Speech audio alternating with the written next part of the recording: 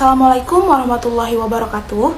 Perkenalkan, nama saya Siti Nurpadila dengan NIM 22104111-219, Prodi Administrasi Publik Universitas Lambung Mangkurat.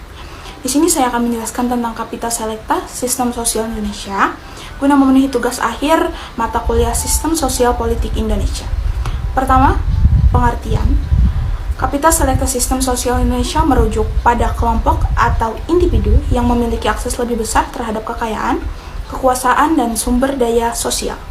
Istilah ini menggambarkan pembagian masyarakat berdasarkan disparitas ekonomi dan sosial. Selanjutnya pembahasan. Yang pertama ada konteks struktural demokrasi konsensus. Yang kedua ada demokrasi konsensus sebagai sistem manajemen konflik. Yang ketiga ada elemen-elemen demokrasi konsensus. Dan yang terakhir ada demokrasi Pancasila sebagai demokrasi konsensus. Next, yang pertama ada konteks struktural demokrasi konsensus. Kondisi atau unsur-unsur struktural dalam suatu masyarakat yang mendukung adaptasi dan berfungsinya model demokrasi konsensus. Pemahaman terhadap konteks struktural ini membantu menjelaskan mengapa suatu sistem politik cenderung melibatkan kesepakatan bersama dan berkompromi dalam mengambil keputusan. Faktor-faktor yang mempengaruhi. Yang pertama ada keseimbangan kekuasaan, yang kedua ada kesadaran politik, yang ketiga ada ragam etnis, yang keempat ada kondisi ekonomi, yang kelima ada tradisi politik, dan yang keenam ada partisipasi publik. Perlu dicatat bahwa faktor-faktor ini dapat berinteraksi dan saling mempengaruhi, menciptakan kondisi yang mendukung atau menghambat berkembangnya demokrasi konsensus dalam suatu masyarakat. Yang kedua ada demokrasi konsensus sebagai sistem manajemen konflik.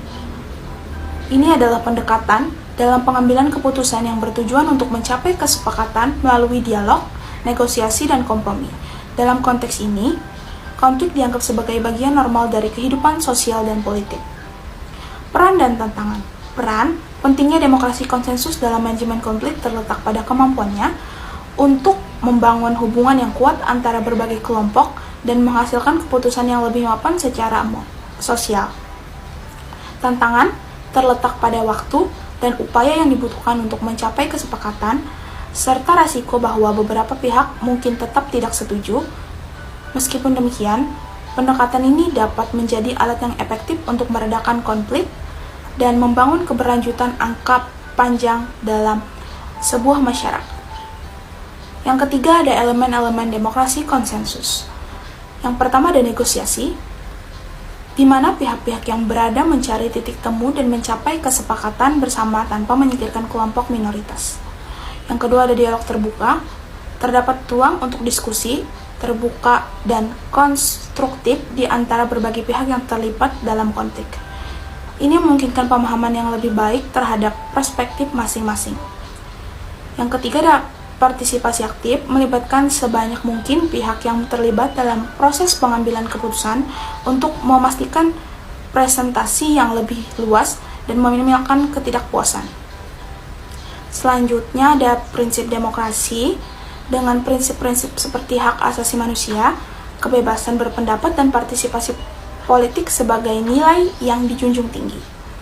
Selanjutnya ada kompromi, di mana semua pihak bersedia memberikan dan menerima untuk mencapai solusi yang dapat diterima oleh masyarakat.